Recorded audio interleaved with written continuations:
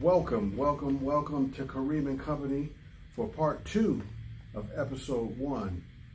Where do we go from here? Honorable Elijah Muhammad. Hey, self-determination. Black liberation. We don't talk about it enough. Some people really don't want to talk about it. Right. In the comfort zone, comfortable with where we're at and what we're doing. And very sad and unfortunate. And, you know, we were talking last week about, first it was Carter G. Woodson, Black History or Negro History Week. Right. And then we went to Black History Month. But Black History should be 365, or 366 if it is a leap year. Absolutely. And, you know, we touched on the impact of the Honorable Elijah Muhammad, which he was impacted by Ahmadiyya movement, W.D. Farad, Marcus Garvey, and then he in turn impacted many jazz musicians, Art Blakely, Yusuf Lateef. You ran down some more to me as well. Oh yeah, Idris Muhammad. Yeah. But so many, I mean, the list goes on and on. Muhammad Ali, he Absolutely. impacted him, Yeah. from which he became a world champion for human rights as well as heavyweight champion of the world. Just to bring our listeners back and those who are just joining us for the first time, we were in a discussion talking about how the influences of self-determination evolved over the years since the transatlantic slave trade. And one of the first of many Pan-Africanists was Martin Delany and Marcus Garvey. But for those who don't know your personal story, kind of walk us through once again and lay it out for us, your involvement, because see, this is history right before our eyes in the making, and people don't know this. Right. Well, you know, of course, for those who are a student of history, you have to understand that we were broken into two philosophical divisions. You had the civil rights movement, of course, which was influenced by the church.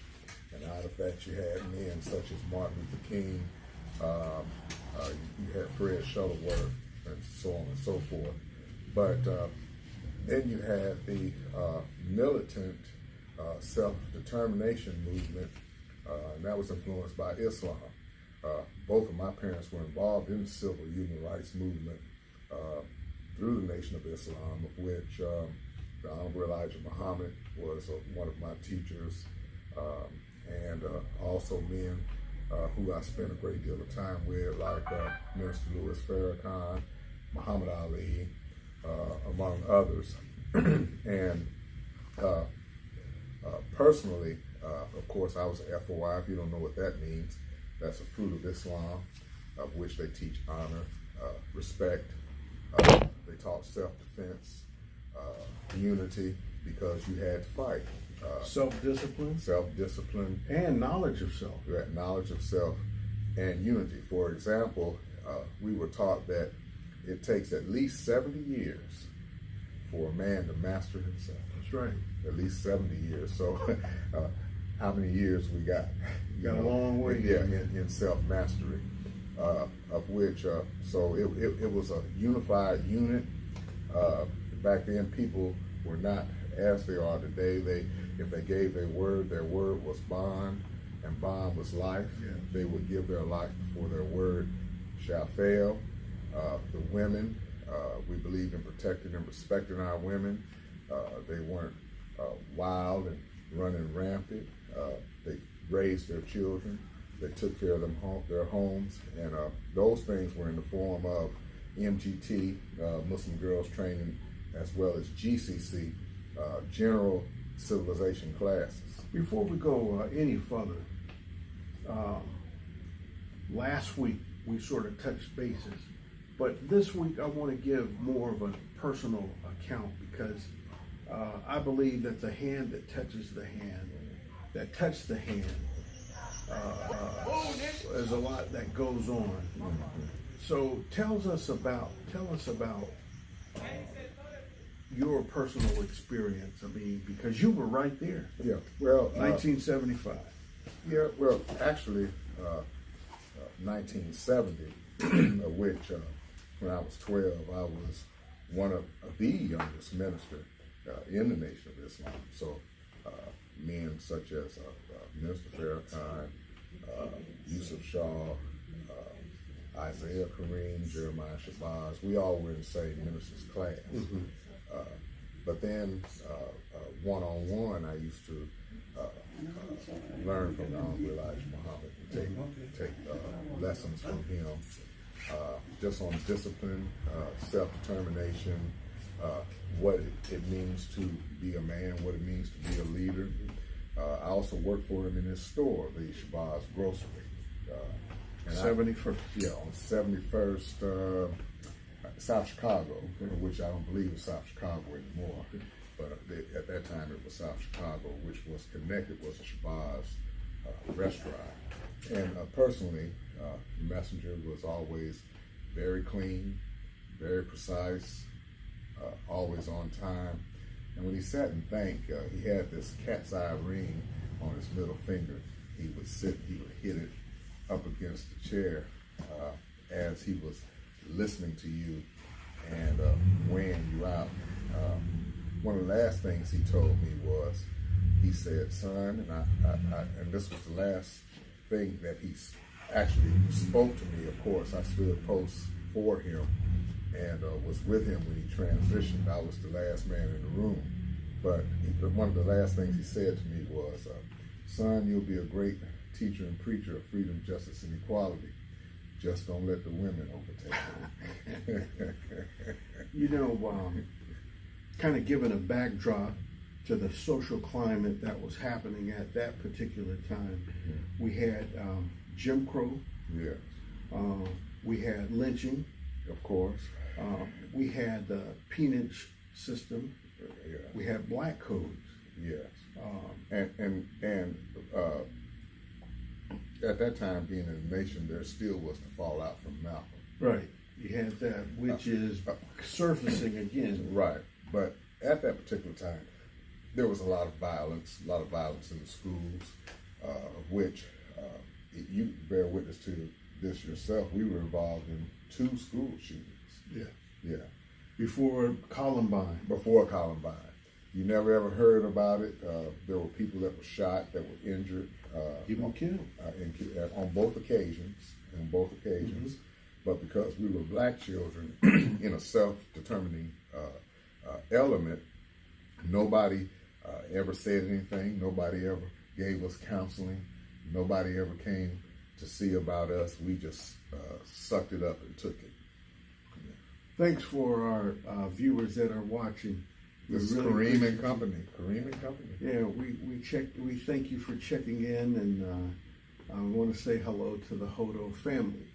And thanks once again. If you're tuning in to Karriem and Company, where we're talking about self-determination. Dropping a little black history. Yeah, some black history, but we're going to keep it 365. Not only just the shortest day of the month.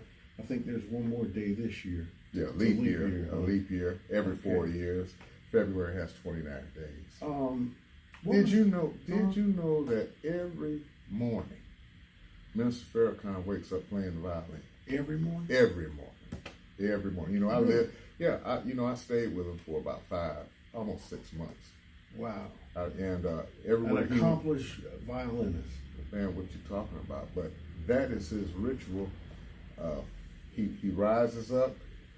He does his ablution, which that's getting ready for prayer. And after he prays, he's gonna pick up that violin. And he's gonna make sure his robe is tied up, and he's gonna start playing. He's gonna wake the whole house up playing that music. That's awesome. That is awesome. Want to give some love out to some of our sponsors. Helen's. Of course, Helen's Kitchen and Catering. That's right. And not ashamed to say it, that's our mama. Our mama, that's right. That's where Mama's soul food cooking comes straight from Mama's kitchen, straight to you. We the home of the $5 lunch plate. And a big shout out and congratulations. She was awarded a Change Agent. Change Agent Award given by Mr. Leroy Brooks and Yes. his organization, the Organization of Afro-American Unity, I believe that's what it is. Okay. And we appreciate that. But Mama's received many awards. Come by and see her. 708. She's everybody's mama. She 4 generations of raising up, Street North. Yeah. raising other people's children, feeding other people, and I hear them talking. All these children got grown. Some of them having children, and some of them having children. So, and they call her Mama Helen. So come get you some. 708 15th Street North, Columbus. Yeah, come get some love. Call us 662-328-3063. Yeah. Also, veterans have a very important announcement for you. If you've had hearing loss, ringing in your ears, Tendinitis, that's what it's called, tendinitis. that's right, you may be eligible for a cash settlement. So come see us right away. Now, you never know unless you come. That's right. We're so slow to move and act. And miss out. But let me just say this, Alvin. Now, I know some of y'all out there been in the military. I know your ears are ringing. I know you got a hearing problem. You can't hear. Don't be ashamed of it. Come on down here and let us write you up so you can get some money. I got to put it in layman terms for you so you can get paid, okay? That's right. And so just come on down between 5 p.m. That's at right. Helen's. Come on down, or you can give us a call. I'm going to give my number first. Okay. 662-435-3732. Or 662-491-1683, 662-491-1683. Hey, there's no such thing as a crazy or stupid question. The only one that is stupid is the one that doesn't get asked. Sure. Also, just real quickly before we go back to the subject matter, Aliceville, Alabama, at the Washington Community Center, March 27th to 28th, Thursday and Friday, 7 p.m. Meet me there. We're going to be there. We're going to have a special meeting. Mark it down on your calendars. I want you to meet me, Aliceville, Alabama. It'll be beginning of spring, renewal, revival. Please meet me there. Mark it on your calendars. Aliceville, Alabama, at the Willie Washington Center. Y'all remember Willie Washington over in Aliceville. Anyway, that's been confirmed today. Please meet me over in Aliceville. All right. Just to wrap things up with the nation. Is it time? Oh. No. Oh, okay. Just wrapping up with the nation. I wanted just to briefly, before we go into the next segment, there's a movie that's out. It's a 6-part series on Netflix. It's worth watching. Who Killed Malcolm X? Who Killed Malcolm X? Very, very, very good information in terms of a lot of things that's surfacing that people wouldn't have otherwise known. I want to commend Abdul Rahman. Yeah. We met Abdul Rahman, Arlington National Cemetery. He was our tour guide when we took 270 persons up to Washington, D.C. to the last inauguration of President Barack Hussein Obama. Notice what I said. I said Barack Hussein Obama. Islamic influence. That's right. I mean, all the way to the President of the United States. Listen, y'all get funny with me if you want to. These are just some realities, far-reaching. That's why some of the children running around today, that's why their names is Ali and Jamal and little Khadijah and little Rashida and little Rashad and Ahmad, Yeah. So when was that date again that you're going to be speaking? That's going to be March 27th and 28th, the last Thursday and Friday of March at the Aliceville, they call it the Aliceville Religious Center, where Willie Washington's building is. No, it's the community center. Community Center, what time? 7 p.m. Okay. 7 p.m. nightly, 2 days. All right. 2 days. Check it out. Going forward, the documentary is out, 6-part series. It talks about some things that, although things have changed, a lot of it remains the same. Okay, we have people who are afraid to speak up and speak out. We have people that know things that do nothing. And that's a part of our problem in terms of our own suffering as we place ourselves in a position of inequality. Well, Ahmed, one of the things in our culture is we live with open secrets. Okay? You know, and I know that some of us take secrets to the grave. And we're going to have to stop that. We're going to have to start speaking truth to power. We're going to have to get out of that three-monkey mentality. Hear no evil, see no evil, and speak no evil. And do no evil. And do no evil. Yeah. You want to put a fourth one in? Oh, yeah. We, because the movie's going to reflect that there is currently still a whole community up in Newark, New Jersey, that knows who killed Brother Malcolm. They know it. And some of the murderers you might have seen on TV. Okay? Right. But said nothing, did nothing, let two innocent men sit in jail for over 20 years, which that's a whole nother complete series to itself. And what I'm hoping is later on in this show that we can get Brother Abdul Rahman when we get some more equipment and whatnot on this show right here, and let him come on and expound some more about his research and everything that he has done. Because I commend that brother. It was very thorough. Wasn't no lies told. Wasn't any speculation. And and I really enjoyed it from the standpoint that it was the truth, and it was truth speaking to power. And I know it spoke to my mind and soul, and it rested something within me that I always wondered. And I know that it was multiple complicity. Before we leave this subject, you were there in the final hours of the Honorable Elijah Muhammad? Yes, sir. Oh, yeah, yes, I was there. In the final hours. Yes. Okay. Well, the Honorable Elijah Muhammad, very powerful, very wise man, and all that I'm going to say now is that it was before day in the morning. Mm-hmm. At the time of the transition, snow started falling, and the room shook. Okay. Welcome, Brother Jennings, and thanks for watching and tuning in. Lots of love to you. Once again, we're going to take one more break, and then we're going to jump into the second half of this segment of Karriem and Company. Want to give some love out to Brother Moore. Yeah. Brother Rob Moore. We'll put your information. Car detailing service. That's right. You know Brother Rob, railroad man. He's been on that railroad for a lot of years. A lot of years, over 20. When I ran a car detailing business, he serviced me. Yeah. On time. Okay. All the time. Yeah. Best car detailing products. And the one thing I like about Brother Robert Moore, if he tells you he's gonna do something, he's gonna do it. I was at his father's church today at Providence. Word. Yeah. Okay. Yeah. I was. That's where they had the services, the going home services for Sister Sarah Hamilton. Right. And all the family.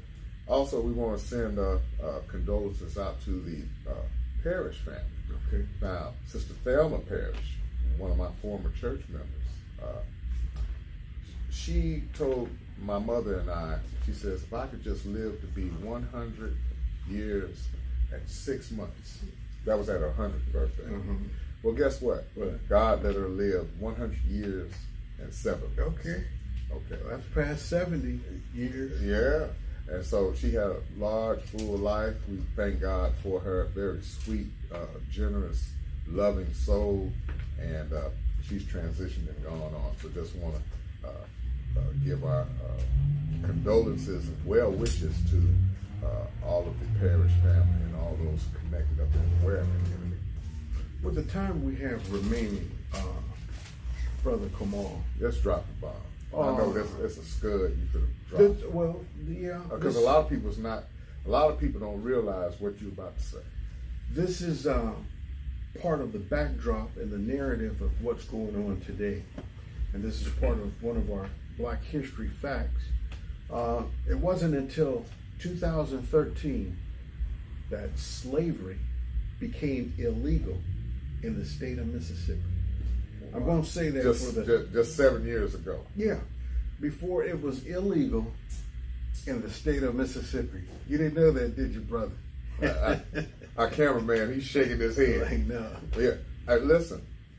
So, what does that say? Let me just give a little information. The 13th Amendment, which was adopted by the United States in 1965, said neither slavery nor involuntary servitude, except for punishment. Sounds familiar? Well, that slavery still exists. That's right. That's the penal system. That's right. That's the penal exactly. system. Yeah. Except for punishment for crime whereof the party shall have been duly convicted, shall exist within the United States or any place subject to their jurisdiction. Now, slavery was not abolished until 2013. This is kind of the backstory that's happening in our penal system here in the state of Mississippi now, having issues with, I guess, go ahead. Here's what the problem is in Mississippi in terms of your penal systems, which most of them are most notably worthy to be shut down. Primary Parchment, Mississippi, okay? But here's what the issue is. For the sake of a job, okay? I don't know how many thousand, well, yes I do. You've got approximately 1,200 inmates in Parchment, in contrast to saving around 400 jobs. 1,200 inmates. Right. See, people want to save their jobs who are free, and so they're willing to let injustice and dehumanization go on. Then we got to follow the money. There's something like 41,000, and I could be off a little, but it's either $37,000 to $41,000 per year per inmate. Right. Yeah, and so that's a lot of money. Right. Now, this is the scary part, as what we do in most situations. Will be a flash in the pan, the fire will go out, it'll cinder to a little smoke, and then it'll fizzle, and you won't hear nothing. Here's the danger. These problems have been going on all along. They were going on when I was in prison. They were going on before I got there. Well, you have the 13th Amendment. Yeah. And inhumane conditions. And slavery was still legal. Corruption in the administrations and in the guards. All this stuff. It's nothing new whatsoever. But here's the kicker, okay? When somebody from the outside, like in celebrity, attaches themselves to it, then everybody wants to get on the bandwagon because everybody wants to be seen. Everybody wants to get on the front of the wagon train. Nobody wants to push or pull, okay? So now that the celebrity of it is fizzling down, if we're not careful, the whole situation is going to be swept under the rug, and it's going to be right back to business as usual.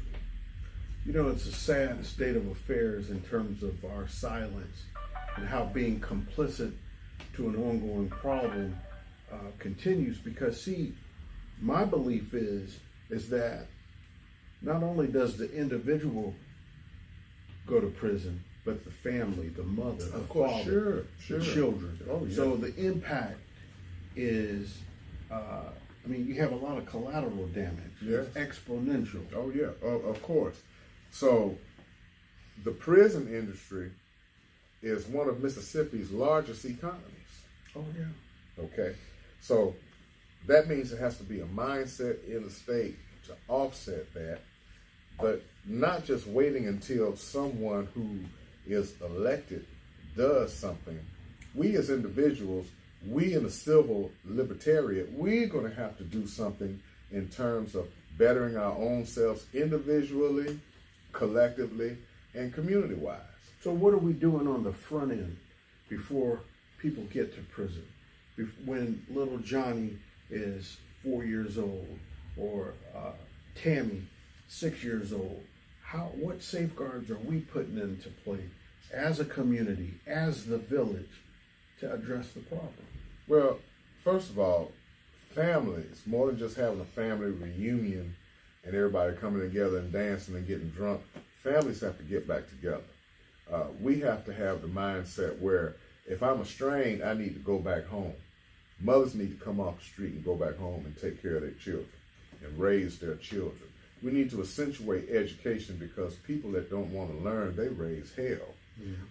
We need to clean up our own streets, and we need to resist the scourge of drugs and gangs, and not buy into what's been given to us by the record industry and through the so-called rap and thug culture.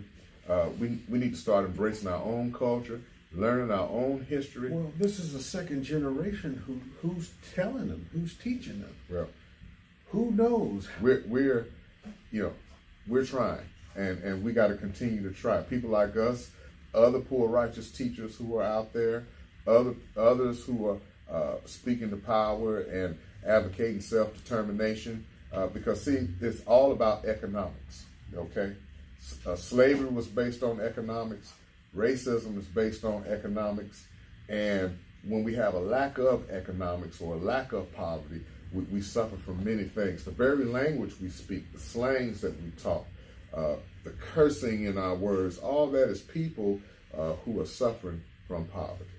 Before we go, there were some interesting statistics that you came across, and just for the ones that are viewing, talk to us about that for a second. Well, just say the city of Columbus has 22,000 people.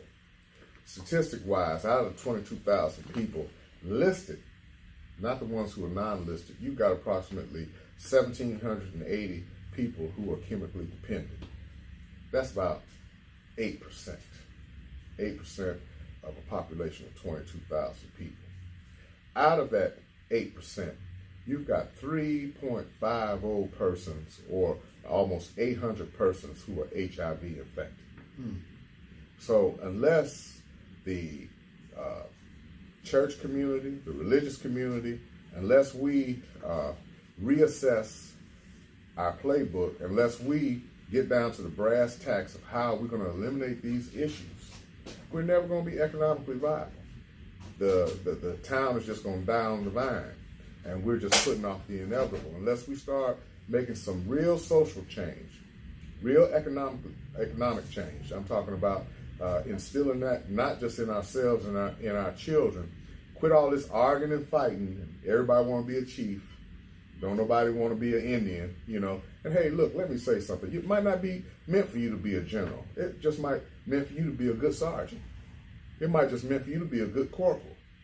But just because the person at the helm is not who you like personally, is he speaking the truth, or is she speaking the truth? Are they doing what's productive? Those are the questions that should be answered. We have an election this year in November.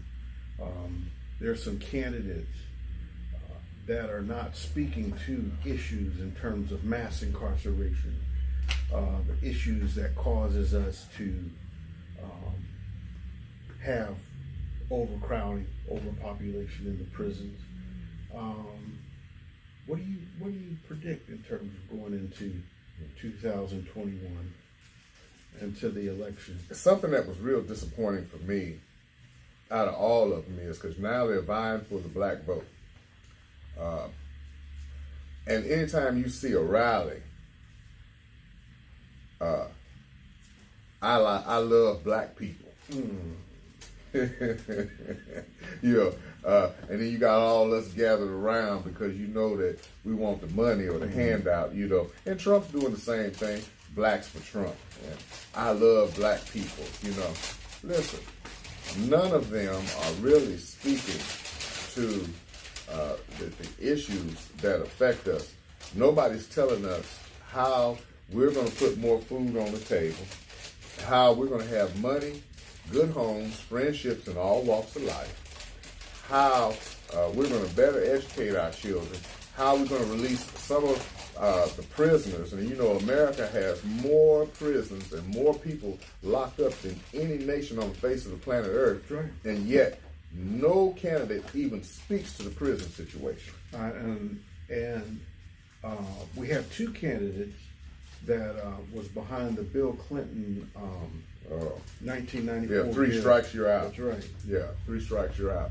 And so Biden was one of them. yeah, and so all of them. Then they've got Bloomberg with this the stop and frisk and redlining, of which we'll deal with that more next week. Right. Yeah.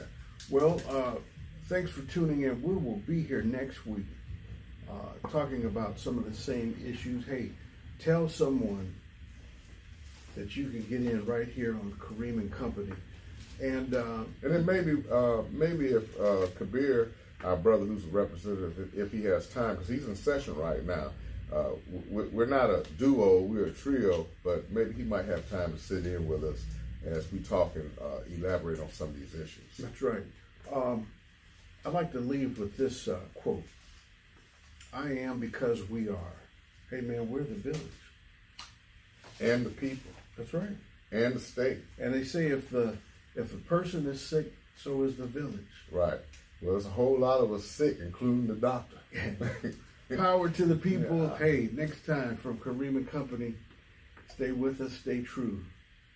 Be We're blessed. out.